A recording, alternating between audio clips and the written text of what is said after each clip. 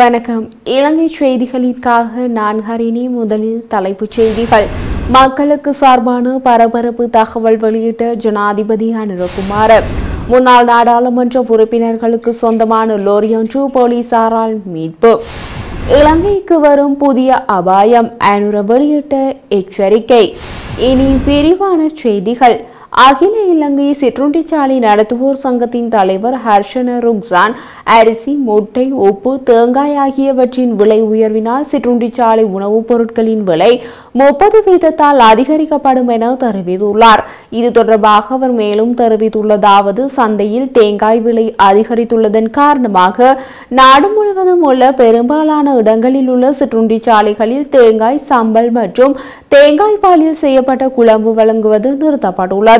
கோழி இறைச்சியின் விலை கிலோ ரூபாய் 1200 ரூபாய் 1280 அதிகரித்துள்ளது என அவர் கூறினார்.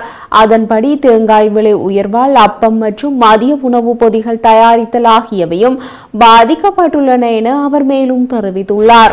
ஜனாதிபதி அனுரகுமார அரிசி வர்த்தகர்களுக்கு நாட்டில் நிலவும் அரிசி தட்டுப்பாட்டை உடனடியாக நிவர்த்தி வைக்க நடவடிக்கை எடுக்குமாறு ஆலோசனை வழங்கியுள்ளார்.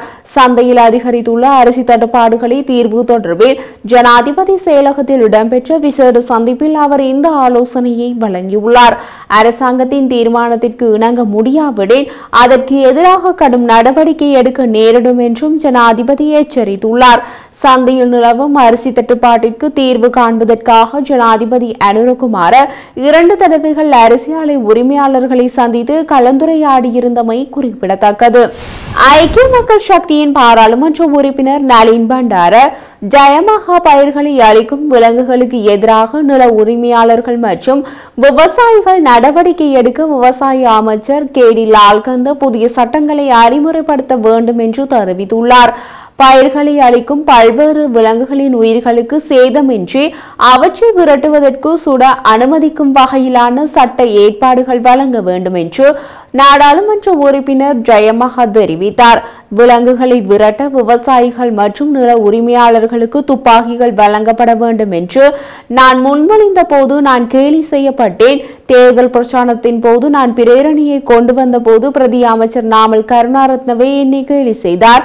எவ்வாறாயினும் பயிர்களை அளிக்கும் விலங்குகளுக்கு எதிராக மக்கள் நடவடிக்கை எடுக்க அனுமதிக்க வேண்டும் என்று அமைச்சர் லால்கந்தா அவர்களே முன்மொழிந்தார். மிருகங்களை துரத்துவதற்கு மக்கள் துப்பாக்கிகளை பயன்படுத்துவதற்கான சட்ட ஏற்பாடுகளை வழங்கும் சட்டத்தை கொண்டு வருவதன் மூலம் அமைச்சர் இதை செயல்படுத்த வேண்டும் என்று அவர் மேலும் கூறினார். ஜனாதிபதி அனுரகுமார எத்தனை சட்டங்கள் இயற்றினாலும், எத்தனை நிறுவனங்கள் உருவாக்கப்பட்டாலும் அவற்றை வழிநடத்துபவர்கள் சரியாக செயற்படாவிட்டால் குடிமக்களுக்கு நீதி நிலைநாட்டப்படாது என தெரிவித்துள்ளார். மக்களால் ஸ்தாபிக்கப்பட்டுள்ள அதிகாரத்தை பயன்படுத்தி மக்களுக்கு நீதி வழங்காவிட்டால் அந்த அதிகாரம் பயனற்றதாகிவிடும் என ஜனாதிபதி சுட்டிக்காட்டினார்.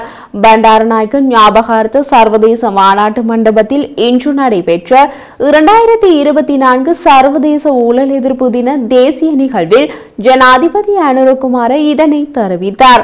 இந்த ஆண்டுக்கான சர்வதேச ஊழல் எதிர்ப்பு தினம் தூய்மையான எதிர்காலத்திற்காக இளைஞர்களை ஒன்றிணைப்போம் என்ற தொனிப்பொருளில் கொண்டாடப்படுகிறது.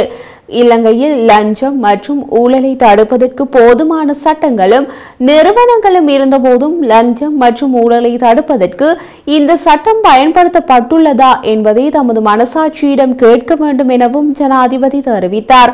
2021 ஆண்டில் லஞ்ச ஊழல் ஆணைக்குழு 69 வழக்குகளை தாக்கல் செய்துள்ளதுடன் 40 வழக்குகள் வாபஸ் பெறப்பட்டுள்ளன.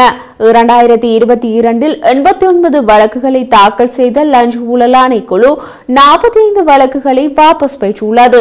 இந்த வழக்குகள் வாபஸ் பெற்றமைக்கான காரணத்தை மக்களுக்கு தெரிவிக்க வேண்டும் எனவும், விசாரணை அதிகாரிகள் வழக்குகளில் சாட்சிகளாகவாது ஏன் என்பதற்கான காரணங்களை மக்களுக்கு வெளிப்படுத்த வேண்டும் எனவும் ஜனாதிபதி தெரிவித்தார். இலங்கையில் சட்டம் சிலந்தி வலையை போன்று செயற்படுவதாக மக்கள் கருதுகின்றனர். மேலும் அந்த வலையில் சிறிய விலங்குகள் சிக்குகின்றன. பெரிய விலங்குகள் சிலந்தி வலையை சேதமாக்கி தப்பித்து செல்வதாகவும் ஜனாதிபதி எச்சரித்தார். குடிபோதையில் வாகனம் ஓட்டி விபத்தை ஏற்படுத்தியதுடன் ஒரு சட்டத்தரணி மற்றும் அவரது துணை சட்டத்தரணிக்கும் கொலை மிரட்டல் விடுத்த குற்றத்தை ஒப்புக்கொண்ட முன்னாள் அமைச்சர் லொஹான் ரத்வத்த சட்டத்தரணியிடம் பகிரங்க மன்னிப்பு கோரினார். அத்துடன் சட்டத்தரணிக்கு ஏற்பட்ட மன உளைச்சலுக்கு நட்டையீடாக 1 மில்லியன் ரூபாய் வழங்கவும் உத்தரவிடப்பட்டுள்ளது. தேசிய மக்கள் காங்கிரசின் சட்டத்தரணி அகலங்க உகத்தவினால் இந்த வழக்கு தாக்கல் செய்யப்பட்டுள்ளது. தானும் தனது துணை சட்டத்தரணியும் பயணித்த கார் மீது முன்னாள் அமைச்சர் லொஹான் ரத்வத்த செலுத்திய ஜீப்பை மோதி விபத்து ஏற்படுத்தினார். அதன் பிறகு தமக்கு கொலை மிரட்டல் விடுத்ததாக வழக்கு தாக்கல் செய்யப்பட்டது. முன்னாள் அமைச்சர் லொஹான் ரத்வத்த கடந்த 6ஆம் தேதி குடிபோதையில் ஜீப் வண்டியை செலுத்தி விபத்தை ஏற்படுத்திய பின் அன்றைய தினம் கைது செய்யப்பட்டு விளக்கமறியலில் வைக்கப்பட்டிருந்தார். இந்த வழக்கு கோட்டை நீதவான் தனுஜா லக்மாலி முன்னிலையில் விசாரணைக்கு எடுத்துக் கொள்ளப்பட்டது. முன்வைக்கப்பட்ட அனைத்து உண்மைகளையும் பரிசீலித்ததன் பின்னர் லொஹான் ரத்வத்தவை 2 மில்லியன் ரூபாய் பெறுமதியான 2 சரீர பிணைகளில் விடுவிக்க உத்தரவிடப்பட்டுள்ளது. முன்னாள் நாடாளுமன்ற உறுப்பினருக்கு சொந்தமான லோரியொன்று போலீசாரால் கைப்பற்றப்பட்டதாக வளன மத்திய ஊழல் தடுப்பு செயலணி தெரிவித்துள்ளது. நாட்டுக்குள் சட்டவிரோதமாக இறக்குமதி செய்யப்பட்ட உதிரி பாகங்களுடன் லோரி இருப்பதாக சந்தேகிக்கப்படுகிறது. மோட்டார் வாகன ஆணையாளரிடம் முறையான அனுமதியின்றி அசெம்பிள் செய்யப்பட்டதாக சந்தேகிக்கப்படும் லோரியை போலீஸ் கொண்டு செல்ல முயன்ற போது அதன் சாவி தொலைந்து விட்டதாக கூறப்பட்டது. பாதுகாப்புக்காக போலீசார் குவிக்கப்பட்டு லோரியை இழுத்து செல்ல முயன்ற போது சாவி கிடைத்ததாக மூத்த போலீஸ் அதிகாரி ஒருவர் ஊடகங்களுக்கு தெரிவித்தார். முன்னாள் நாடாளுமன்ற உறுப்பினருக்கு சொந்தமான லோரி இப்போது போலீஸ் வசம் உள்ளது. தட்டுப்பாடு ஏற்படாத வகையில் போதுமான அளவு முட்டைகள் சந்தைக்கு வெளியிடப்பட்டுள்ளதாக இலங்கை விலங்கு உற்பத்தி சங்கம் இன்று அறிவித்துள்ளது. ஊடகங்களுக்கு கருத்து தெரிவித்த சங்கத்தின் தலைவர் அஜித் குணசேகர தற்போதைய சில்லறை விலையில் முட்டையொன்றின் சராசரி விலை ரூபாய் 35. எவ்வாறாயினும் வரவிருக்கும் பண்டிகை காலத்தில் முட்டையின் விலை சப்ளை மற்றும் தேவைக்கு ஏற்ப நிர்ணயிக்கப்படும். இந்த காலகட்டத்தில் ஒரு முட்டையின் விலை 45 ரூபாவாக நிலைநிறுத்துவது என்ற தனது நோக்கத்தை சங்கம் தெரிவித்துள்ளது. அரிசி, தவிடு மற்றும் சோளத்தின் விலை அதிகரிப்பால் முட்டை உற்பத்தி செலவு அதிகரித்துள்ளதாகவும் குணசேகர தெரிவித்துள்ளார். மேலும் கோழி உற்பத்தியில் உபரி இருப்பதாக சந்தைக்கு கோழி இறைச்சி தடையின்றி வழங்கப்படுவதை உறுதி செய்ய ஏற்கனவே நடவடிக்கை எடுக்கப்பட்டுள்ளதாகவும் அவர் உறுதியளித்தார். தென்கிழக்கு வங்காள விரிகுடாவின் ஆழ்கடல் பகுதிகளில் நாளை பிற்பகல் 2 மணி முதல் பல நாள் பலத்த மழை, பலத்த காற்று மற்றும் கடல் கொந்தளிப்புக்கான எச்சரிக்கையை வளிமண்டலவியல் திணைக்களம் வெளியிட்டுள்ளது. தென்கிழக்கு வங்கக்கடலில் குறைந்த காற்றழுத்த தாழ்வு பகுதி இன்னும் நீடிப்பதாக திணைக்களம் தெரிவித்துள்ளது. இது மேற்கு வடமேற்கு திசையில் நகர்ந்து அதன் பின் தென்மேற்கு வங்காள விரிகுடாவில் இலங்கை தமிழ்நாட்டு கடற்கரையை ஒட்டி டிசம்பர் 11ஆம் தேதி வாக்கில் சென்றடைய வாய்ப்புள்ளது. அதன் தாக்கத்தின் கீழ் இன்றைய தினம் கடற்பரப்புகளுக்கு மேலான பகுதிகளில் தற்காலிகமாக 60 கிலோமீட்டர் வேகத்தில் பலத்த மழையுடன் கூடிய பலத்த காற்று வீசுவதுடன் கடல் மிகவும் கொந்தளிப்பாகவும் காணப்படும்.